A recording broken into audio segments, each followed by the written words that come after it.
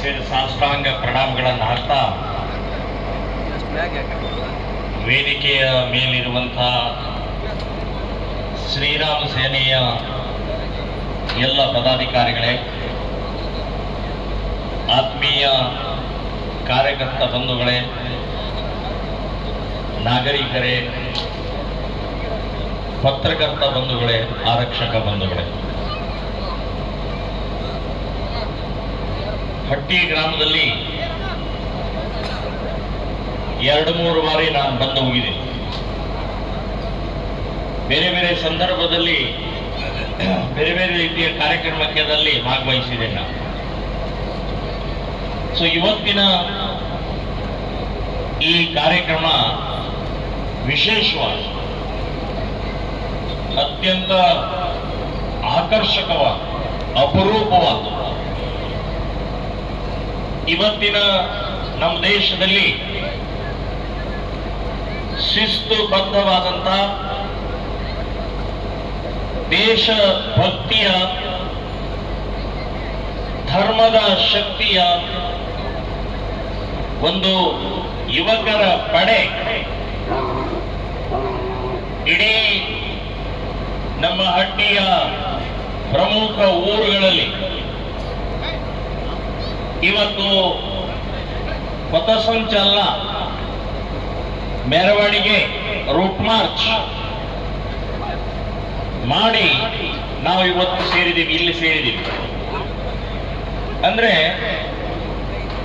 ಇಡೀ ಸಮಾಜಕ್ಕೆ, ಇಡೀ ದೇಶಕ್ಕೆ ಇವತ್ತಿನ ಅವಶ್ಯಕತೆಯನ್ನ ಶ್ರೀರಾಮ ಸೇನೆ ಸಂಘಟನೆಯ ಮೂಲಕ ಒಂದು ಸಂದೇಶವನ್ನು ಕೊಡ್ತಾ ಇದ್ದೀವಿ.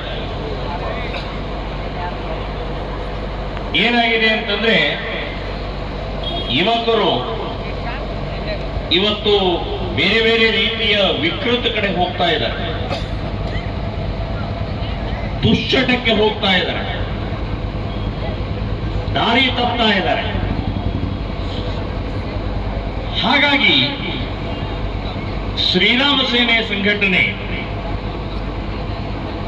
ನಾವು ಯುವಕರಲ್ಲಿ ಶಿಸ್ತು, ಸಮಯ, ದೇಶಭಕ್ತಿ, ದುಶ್ಚಟ ಮುಕ್ತವಾದಂತಹ ಯುವಕರ ಪಡೆ ತಯಾರಾಗಬೇಕು ಅಂತನ್ನುವಂಥದ್ದೇ ನಮ್ಮ ಉದ್ದೇಶ.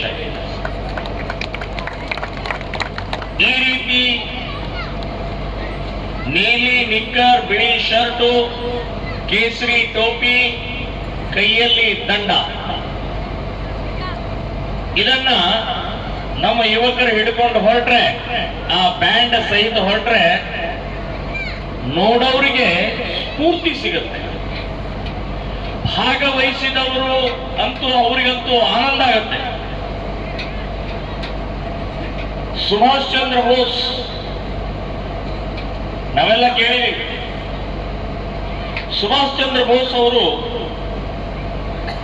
ನಮ್ಮ ದೇಶದಲ್ಲಿ ಇದ್ದಂತ ಸಮಯದಲ್ಲಿ ಅವರು ಬ್ರಿಟಿಷರು ಅವರನ್ನ ಗೃಹ ಬಂಧನ ಮಾಡಿದ್ರು, ಹೌಸ್ ಅರೆಸ್ಟ್ ಮಾಡಿದ್ರು. ಅವರು ಮನೆಯಲ್ಲೇ ಇರಬೇಕು, ಮನೆಯಿಂದ ಹೊರಗಡೆ ಹೋಗಂಗಿಲ್ಲ, ಯಾರಿಗೂ ಭೇಟಿ ಆಗಂಗಿಲ್ಲ. ಅದಕ್ಕೆ ಗೃಹ ಬಂಧನ, ಹೌಸ್ ಅರೆಸ್ಟ್ ಅಂತ ಹೇಳ್ತಾರೆ. ಬ್ರಿಟಿಷರು ಸುಭಾಷ್ ಚಂದ್ರ ಬೋಸ್ ಅವರು ಹೊರಗಡೆ ಹೋದ್ರೆ ಇವರು ಕ್ರಾಂತಿಕಾರಿಗಳು, ಯುವಕರನ್ನ ಬಡದೆಬ್ಬಿಸ್ತಾರೆ, ಬ್ರಿಟಿಷರ ವಿರುದ್ಧ ಹೋರಾಟ ಮಾಡಿಸ್ತಾರೆ. ಸೊ ಇವರ ಭಾಷಣ ಕೇಳಿದರೆ ಸಾಕು, ಯುವಕರೆಲ್ಲ ಎದ್ದು ನಿಂತ್ಕೊಳ್ತಾರೆ, ಬ್ರಿಟಿಷರ ವಿರುದ್ಧ ದೊಡ್ಡ ಕ್ರಾಂತಿ ಮಾಡ್ತಾರೆ. ಹಾಗಾಗಿ ಸುಭಾಷ್ ಚಂದ್ರ ಬೋಸ್ ಅವರನ್ನ ಗೃಹ ಬಂಧನ ಮಾಡಿದ್ರು, ಹೌಸ್ ಅರೆಸ್ಟ್ ಮಾಡಿದ್ರು. ಯಾರಿಗೂ ಭೇಟಿ ಆಗಂಗಿಲ್ಲ, ಹೊರಗಡೆ ಹೋಗಂಗಿಲ್ಲ, ಒಳಗಡೆಯವರು ಹೊರಗಡೆ ಹೋಗಂಗಿಲ್ಲ, ಹೊರಗಡೆಯವರು ಒಳಗಡೆ ಬರೋಂಗಿಲ್ಲ. ಆ ಸ್ಥಿತಿಗೆ ಸುಭಾಷ್ ಚಂದ್ರ ಬೋಸ್ ಅಂದ್ರು, ಈ ರೀತಿಯ ನಾನು ಒಳಗಡೆ ಕೂತ್ಕೊಂಡ್ರೆ ಇದು ಸರಿ ಆಗೋಲ್ಲ. ಇದು ನನ್ನ ಜೀವನದ ಉದ್ದೇಶ ಬ್ರಿಟಿಷರನ್ನ ಹೊಡೆದು ಓಡಿಸಬೇಕಾಗಿದೆ, ಬ್ರಿಟಿಷರ ವಿರುದ್ಧ ಒಂದು ನಮ್ಮ ಪಡೆಯನ್ನು ತಯಾರು ಮಾಡಬೇಕಾಗಿದೆ. ಸೊ ಬ್ರಿಟಿಷರ ವಿರುದ್ಧ ಶಸ್ತ್ರ ಸಹಿತ ಒಂದು ಪಡೆಯನ್ನ ರೆಡಿ ಮಾಡಬೇಕಾಗಿದೆ. ನಾನು ಹೀಗೆ ಮನೆಯೊಳಗಡೆ ಕೂತ್ರೆ ಭಾರತ ಮಾತೆ ನನಗೆ ಕ್ಷಮಿಸೋಲ್ಲ, ಭಾರತೀಯರು ನನಗೆ ಕ್ಷಮಿಸೋಲ್ಲ. ನನ್ನ ಪರಿಶ್ರಮ, ನನ್ನ ಒಂದು ವೇದನೆ, ನನ್ನ ದೇಶಭಕ್ತಿ ವ್ಯರ್ಥ ಆಗತ್ತೆ ಅಂತ ಸುಭಾಷ್ ಚಂದ್ರ ಬೋಸರು ಒಳಗಡೆಗೆ ಅವರು ಮಂಥನ ಚಿಂತನ ಮಾಡ್ತಾ ಮಾಡ್ತಾ ಒಂದು ದಿನ ಬೇರೆ ವೇಷ ಹಾಕೊಂಡ್ರು. ಸುಭಾಷ್ ಚಂದ್ರ ಬೋಸ್ ಆಗಿ ಉಳಿಲಿಲ್ಲ. ಒಬ್ಬ ಬೇರೆ ವೇಷ ಹಾಕೊಂಡು ಪೊಲೀಸ್ ಎದುರುಗಡೆನೆ ಹೊರಗಡೆ ಹೋಗ್ಬಿಟ್ಟು ಅವರು 3 ದಿನ ಪೊಲೀಸರಿಗೆ ಗೊತ್ತಾಗ್ಲಿಲ್ಲ. ಸುಭಾಷ್ ಚಂದ್ರ ಬೋಸ್ ಒಳಗಡೆನೆ ಇದ್ದಾರೆ ಅಂತ ತಿಳ್ಕೊಂಡ್ಬಿಟ್ಟಿದ್ದಾರೆ. ಒಳಗಡೆನೆ ಇದ್ದಾರೆ, ಒಳಗಡೆನೆ ಊಟ ಮಾಡ್ತಾ ಇದ್ದಾರೆ, ಒಳಗಡೆನೆ ಓಡಾಡ್ತಾ ಇದ್ದಾರೆ ಅಂತ ಅನ್ಕೊಂಡ್ಬಿಟ್ಟಿದ್ದಾರೆ. 3 ದಿನದ ನಂತರ ಗೊತ್ತಾಗತ್ತೆ ಸುಭಾಷ್ ಚಂದ್ರ ಬೋಸ್ ಅವರು ಬೇರೆ ವೇಷ ಹಾಕೊಂಡು ಹೊರಗಡೆ ಪರಾರಿಯಾಗಿದ್ದಾರೆ ಅಂತ ಹೇಳಿ. ಅವರು ಪರಾರಿಯಾಗಿದ್ದು ನಮ್ಮ ದೇಶದ ಒಳಗಡೆ ಇನ್ನೊಂದು ರಾಜ್ಯಕ್ಕೆ ಹೋಗಲಿಲ್ಲ. ಅವರು ಹೋಗಿದ್ದು ಸಿಂಗಾಪುರಕ್ಕೆ ಹೋಗಿದ್ರು. ನಮ್ಮ ದೇಶ ಬಿಟ್ಟು ಸಿಂಗಾಪುರಕ್ಕೆ ಹೋದರು. ಅಲ್ಲಿಂದ ಅವರ ಜೀವನದ ಐತಿಹಾಸಿಕ ಪ್ರಸಂಗಗಳು, ಕಾರ್ಯಗಳು ಪ್ರಾರಂಭ ಆಯಿತು. ಅವರು ವಿದೇಶದಲ್ಲಿ ಇರುವಂತಹ ಭಾರತೀಯರ ವ್ಯಾಪಾರಕ್ಕೆ ಹೋದವರನ್ನ, ವಿದ್ಯಾರ್ಥಿ ಜೀವನಕ್ಕೆ ಹೋದವರನ್ನ, ಪ್ರವಾಸಕ್ಕೆ ಬಂದವರನ್ನ ಸೇರಿಸಿದರು. ಅವರು ಹೇಳಿದ್ರು, ನಮ್ಮ ದೇಶ ಗುಲಾಮಿಯಾಗಿದೆ, ನೀವಿಲ್ಲಿ ವ್ಯಾಪಾರ ಮಾಡ್ತಾ ಇದ್ದೀರಿ, ನೀವಿಲ್ಲಿ ಓದ್ತಾ ಇದ್ದೀರಿ, ಆದ್ರೆ ನಮ್ಮ ದೇಶದಲ್ಲಿ ಬ್ರಿಟಿಷರಿದ್ದಾರೆ, ಹಾಗಾಗಿ ನಾವು ಸುಮ್ಮನೆ ಕೂತ್ಕೋಬಾರ್ದು, ನಾವು ಅವರ ವಿರುದ್ಧ ಹೋರಾಟ ಮಾಡೋಗೋಸ್ಕರ ತಯಾರಿ ಆಗಬೇಕು ಅಂತ ಹೇಳಿ ಒಂದು ದೇಶ ಭಕ್ತಿಯನ್ನು ಮೂಡಿಸ್ತಾ ಒಂದು ಸೈನ್ಯವನ್ನು ತಯಾರು ಮಾಡಬೇಕು. ಸುಭಾಷ್ ಚಂದ್ರ ಬೋಸ್ ಬ್ರಿಟಿಷರ ವಿರುದ್ಧ ವಿದೇಶದಲ್ಲಿರುವಂತಹ ಭಾರತೀಯರನ್ನು ಒಗ್ಗೂಡಿಸಿ ಒಂದು ಸೈನ್ಯವನ್ನು ತಯಾರು ಮಾಡಿದಂತ ಮಹಾನ್ ವ್ಯಕ್ತಿ ಸುಭಾಷ್ ಚಂದ್ರ ಬೋಸ್. ಆಜಾದ್ ಹಿಂದ್ ಫೌಜ್ ಅನ್ನುವಂಥದ್ದು ಹೆಸರಿಟ್ಟು ಸಾವಿರಾರು ಜನ, ಲಕ್ಷಾಂತರ ಜನ ಅವರಿಗೆ ಇದೇ ಮಾದರಿಯಲ್ಲಿ ಡ್ರೆಸ್ ಕೊಟ್ಟರು. ಕೈಯಲ್ಲಿ ದಂಡ ಇರಲಿಲ್ಲ, ಕೈಯಲ್ಲಿ ಬಂದೂಕನ್ನು ಕೊಟ್ಟರು. ಬಂದೂಕು ಖಾಲಿ ಇರಲಿಲ್ಲ, ಬಂದೂಕಿನಲ್ಲಿ ಗುಂಡುಗಳಿತ್ತು. ಅದನ್ನ ಹೊಡೆಯೋದು ಹೇಗೆ ಟ್ರೈನಿಂಗ್ ಕೊಟ್ಟರು. ಸೊ ಆಜಾದ್ ಹಿಂದ್ ಫೌಜ್ ತಯಾರಾಯ್ತು. ಇದು ಸುಭಾಷ್ ಚಂದ್ರ ಬೋಸ್ ಬ್ರಿಟಿಷರನ್ನು ನಡಗಿಸ್ಬಿಟ್ರು. ನಾವು ನಮ್ಮ ದೇಶದ ಒಳಗಡೆ ಸಂಘಟನೆ ಮಾಡೋದು ಕಷ್ಟ, ಅಂಥದ್ರಲ್ಲಿ ವಿದೇಶಕ್ಕೆ ಹೋಗಿ ಆಜಾದ್ ಹಿಂದ್ ಫೌಜ್ ಅನ್ನು ತಯಾರು ಮಾಡಿದಂತಹ ಸುಭಾಷ್ ಚಂದ್ರ ಬೋಸರ ಆದರ್ಶ ಇವತ್ತು ಶ್ರೀರಾಮ ಸೇನೆ ಸಂಘಟನೆ ನಾವು ತಗೊಂಡು ಈ ಫೌಜ್ ಅನ್ನು ತಯಾರು ಮಾಡ್ತಾ ಇದ್ದೀವಿ. ಇದು ಕೂಡ ಅಷ್ಟೇ ದುಷ್ಟರ ವಿರುದ್ಧ, ಭ್ರಷ್ಟರ ವಿರುದ್ಧ, ಭಯೋತ್ಪಾದಕರ ವಿರುದ್ಧ ಹೋರಾಟ ಮಾಡುವಂತಹ ಪಡೆ ಅಂತ ನೆನಪಿಟ್ಕೊಳ್ಳಿ. ಇವತ್ತು ಕೈಯಲ್ಲಿ ದಂಡ ಇದೆ, ನಾಳೆ ಏನು ಬರುತ್ತೆ ಗೊತ್ತಿಲ್ಲ. ಅವಶ್ಯಕತೆ ಬಿದ್ದರೆ ಏನು ಬರುತ್ತೆ ಗೊತ್ತಿಲ್ಲ.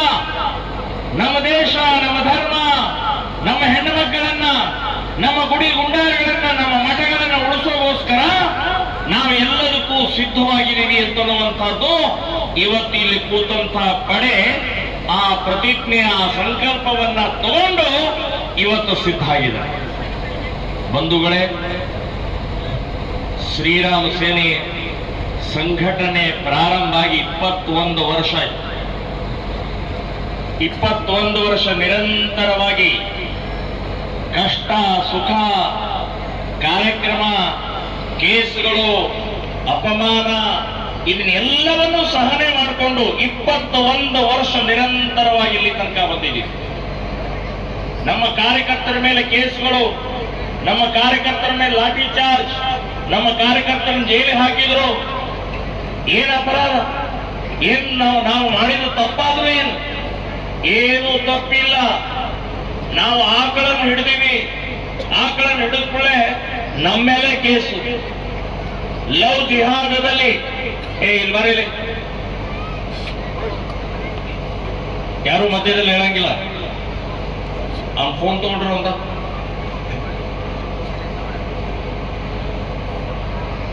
ಲವ್ ಜಿಹಾದದಲ್ಲಿ ನಮ್ಮ ಹಿಂದೂ ಹುಡುಗಿ ಅಪಹರಣ ಮಾಡಿ ಬುರ್ಕ ಹಾಕುವಂತಹ ಸಂದರ್ಭಗಳನ್ನು ತಪ್ಪಿಸೋ ಸಲುವಾಗಿ ನಮ್ಮ ಅಕ್ಕ, ನಮ್ಮ ತಂಗಿ, ನಮ್ಮಗಳು ಅನ್ನುವಂತ ಹಿನ್ನೆಲೆಯಲ್ಲಿ ಅವಳನ್ನ ಬಚಾವ್ ಮಾಡೋ ಸಲುವಾಗಿ ಅದನ್ನ ಆ ಸಂದರ್ಭದಲ್ಲಿ ನಮ್ಮ ಮೇಲೆ ಕೇಸ್ ಹಾಕ್ತಾರೆ. ಮತಾಂತರ, ಕ್ರಿಶ್ಚಿಯನ್ ಮತಾಂತರ ಮಾಡುವಂತ ತಡೆಯೋಗೋಸ್ಕರ ಹೋದಂತಹ ಕಾರ್ಯಕರ್ತರ ಮೇಲೆ ಕೇಸ್ ಹಾಕ್ತಾರೆ. ಹೀಗೆ ಅನೇಕ ದೇಶ ಭಕ್ತಿಯ ಹಿನ್ನೆಲೆಯಲ್ಲಿ ನಾವು ಓಡಾಡ್ತಾ ಇದ್ರೆ ನಮ್ಮ ಮೇಲೆ ಕೇಸ್ ಹಾಕುವಂತಹದ್ದು ಇದು ಪ್ರಸಂಗ ಬಂದಿದೆ. ಕೇಸ್ ಹಾಕೊಂಡಿವಿ. ಈಗ ನನ್ನ ಮೇಲೆ 111 ಕೇಸ್ ಇದಾವೆ. ನಾಟ್ ಔಟ್, ಇನ್ನೂ ಔಟ್ ಆಗಿಲ್ಲ. ಇನ್ನು ಬೇಕಾದಷ್ಟು ಕೇಸ್ ಹಾಕಬಹುದು. ನಾನು ಸ್ವೀಕಾರ ಮಾಡ್ಕೊಳ್ಳಕ್ಕೆ ರೆಡಿ ಇದ್ದೀನಿ. ಆದ್ರೆ 1000 ಕೇಸ್ ಹಾಕಿದ್ರು ಪ್ರಮೋದ್ ಮುತಾಲಿಕನ ಧ್ವನಿಯನ್ನ ನಿಲ್ಸಕ್ಕೆ ಯಾರ ಕಡೆಯಿಂದಲೂ ಸಾಧ್ಯ ಇಲ್ಲ. ಕೊನೆ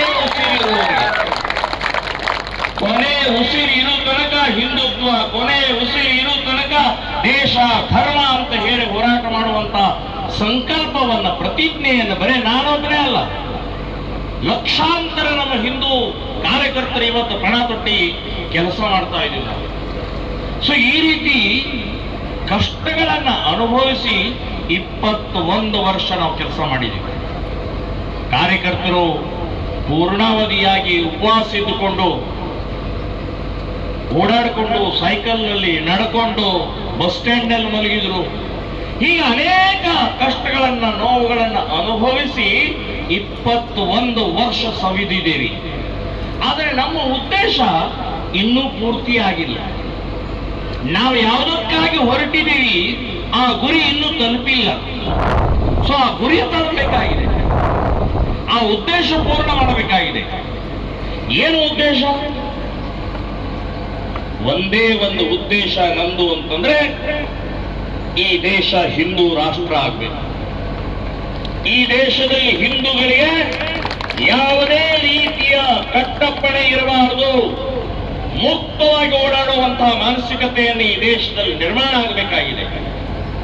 ಗೋಹತ್ಯೆ ನಿಲ್ಲಬೇಕಾಗಿದೆ, ಮತಾಂತರ ನಿಲ್ಲಬೇಕಾಗಿದೆ. ಯಾವ್ದು ಬೇಕಾದ ಜಾಗವನ್ನ ವಕ್ಫ್ ಬೋರ್ಡ್ ಅಂತ ಹೇಳಿ ಪ್ರಿಂಟ್ ಹೊಡೆಯುವಂತ ನಿಲ್ಲಿಸಬೇಕಾಗಿದೆ. ಈ ರೀತಿಯ ನೂರಾರು ಕಾರ್ಯಗಳನ್ನು ಮಾಡಿ ಹಿಂದೂ ರಾಷ್ಟ್ರ ನಿರ್ಮಾಣ ಮಾಡುವಂತಹ ಸಂಕಲ್ಪವನ್ನು ನಾವು ತೊಟ್ಟಿದ್ದೀವಿ. ಆ ಸಂಕಲ್ಪ ಪೂರ್ಣ ಮಾಡೋಗೋಸ್ಕರನೇ ಈ ಪಡೆ ಸಿದ್ಧವಾಗಿದೆ. ಈ ಪಡೆಗೆ ಶ್ರೀರಾಮ ಸೇನೆ ಸಂಘಟನೆಗೆ ನಮ್ಮ ಎಲ್ಲ ಹಿಂದೂಗಳು ಬೆಂಬಲಿಸಬೇಕು.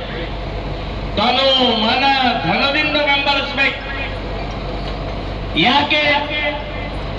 ನಿಮ್ಮ ಹೆಣ್ಣು ಮಕ್ಕಳು ಲವ್ ಜಿಹಾದ್, ಪ್ರೀತಿ, ಪ್ರೇಮ, ಇಷ್ಕ್ ಅನ್ನುವಂತ ಹೆಸರಿನಲ್ಲಿ ಮುಸ್ಲಿಮರ ಜೊತೆಗೆ, ಕ್ರಿಶ್ಚಿಯನ್ ಜೊತೆಗೆ ಓಡಿ ಹೋದರೆ ಅವರನ್ನ ಬಚಾವ್ ಮಾಡೋದು ಶ್ರೀರಾಮ ಸೇನೆಯ ಸಂಘಟನೆ ಅಂತ ನೆನಪಿಟ್ಕೊಳ್ಳಿ.